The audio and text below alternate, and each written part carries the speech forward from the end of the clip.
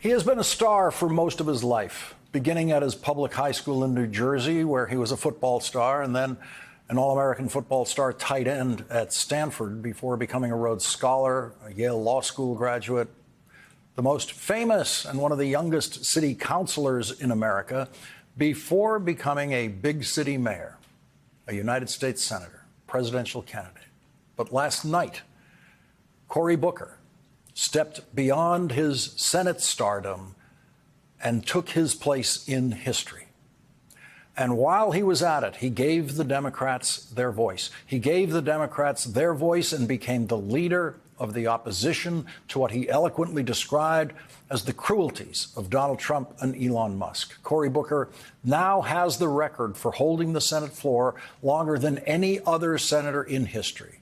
He had to beat South Carolina segregationist Senator Strom Thurmond to win that record, a record Strom Thurmond set in 1957 by speaking for 24 hours and 18 minutes against human rights for American citizens and in favor of segregation of American citizens.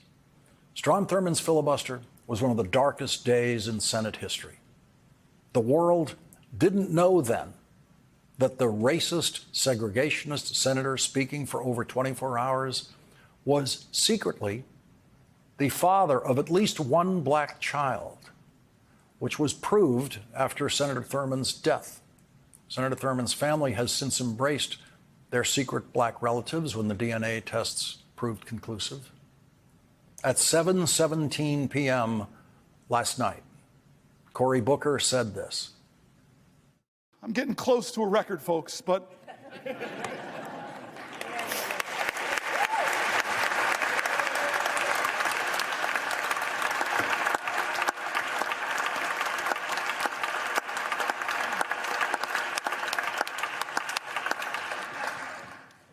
there's a room here in the Senate named after Strom Thurmond.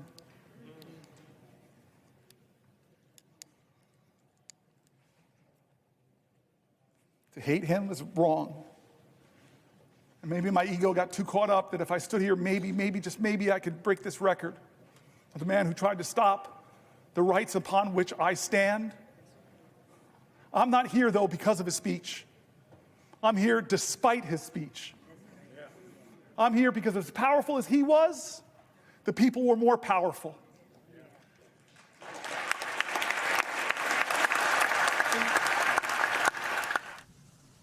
And so the white racist segregationist's record was broken in a way that was unimaginable to that racist.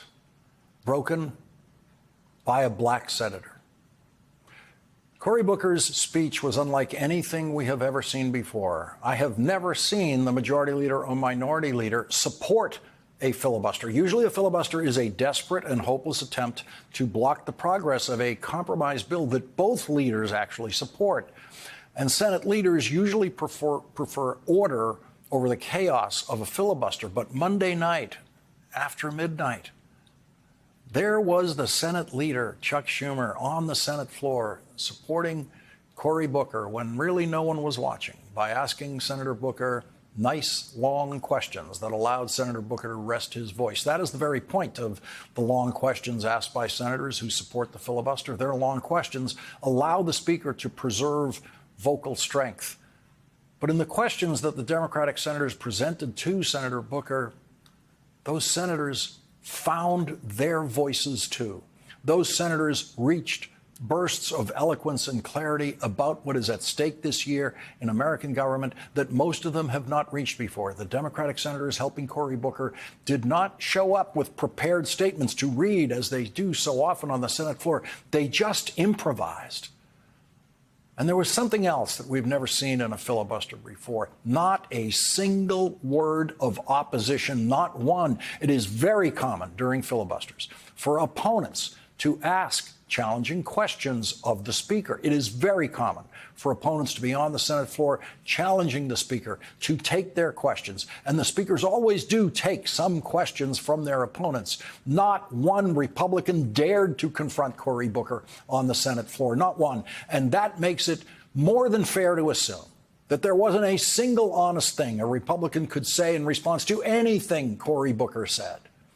And we have never seen a senator as full-voiced and energetic as Cory Booker was after 24 hours of speaking, after 25 hours of speaking. There was no difference between his first hour and his last hour.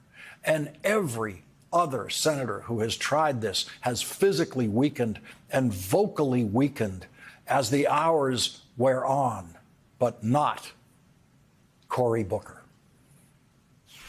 He, in the highest office of our land, wants to divide us against ourselves, wants to make us afraid, wants to make us fear so much that we're willing to violate people's fundamental rights.